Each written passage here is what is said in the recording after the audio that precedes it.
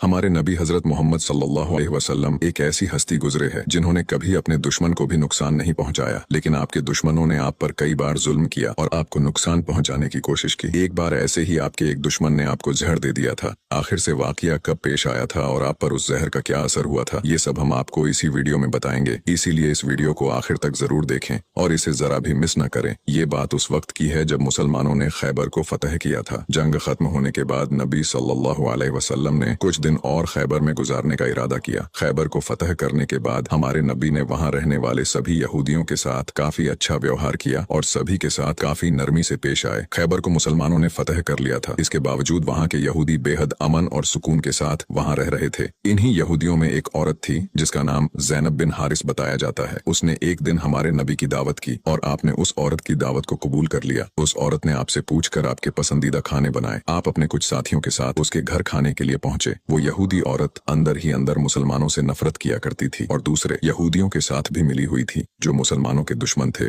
उस औरत ने खाने में पेश होने वाले बकरी के गोश्त में जहर मिला दिया था। जब जहर से भरे उस गोश्त को आपके सामने पेश किया गया और आपने खाने के लिए एक निवाला उठाया और अपने मुंह में रखा तो आप समझ गए कि इसमें जहर मिला हुआ है। आपने तुरंत अपने साथियों को खाना खाने से रोक दिया और कहा कि इसमें जहर मिला हुआ है, लेकिन अफसोस के आपके कुछ साथी उस वक्त तक कुछ गोश्त खा चुके थे जिसकी वजह से उनकी शहादत हो गई। कहा जाता है कि जहर के बारे में हमारे नबी को उस जहर की बोटी ने ही खबरदार किया था। इस वाक़े के बाद उस औरत के साथ साथ उसके सभी साथियों से पूछताछ की गई तो उन्होंने न सिर्फ अपना गुनाह कबूल किया बल्कि ये भी कहा कि हमने आपके साथ ये इसलिए किया क्योंकि हम ये देखना चाहते थे कि आप अल्लाह के सच्चे नबी हैं या नहीं। अगर आप अल्लाह के सच्चे नबी हैं तो इस जहर का आप पर असर नहीं होगा और अगर आप अल्लाह के नबी नहीं हैं तो हमें आपसे छुटकारा मिलेगा। ये बात तो सब जानते हैं कि हमारे नबी ने कभी किसी से बदला नहीं लिया, जबकि आप पर कई बार बहुत जुल्म किया गया जिसके बारे में कोई सोच भी नहीं सकता। लेकिन जब उस जहर की वजह से आपके सहाबा की शहादत हुई थी तो कानून के मुताबिक उस औरत को भी कत्ल कर दिया गया। लेकिन कुछ रिवायतों में आता है कि उस औरत ने खुदकुशी कर ली थी। वही कुछ रिवायतों में कहा जाता है कि उस औरत को माफ कर दिया गया था। इस बारे में कई मुफस्सरीन अपनी अलग अलग राय रखते हैं। एक हदीस में हजरत आयशा फरमाती है कि जब नबी सल्लल्लाहु अलैहि वसल्लम की जिंदगी के आखिरी दिन चल रहे थे और आप बीमार रहा करते थे, उस समय आप कहा करते थे कि खैबर में जो मैंने जहर से मिले हुए गोश्त का टुकड़ा खाया था उसका दर्द मैं आज भी महसूस कर सकता हूँ। ये बात कई किताबों से साबित है कि उस जहर का असर हमारे नबी के आखिरी दिनों में देखा गया था और इसी जहर के असर ने आपकी वफात में एक अहम किरदार अदा दिया था।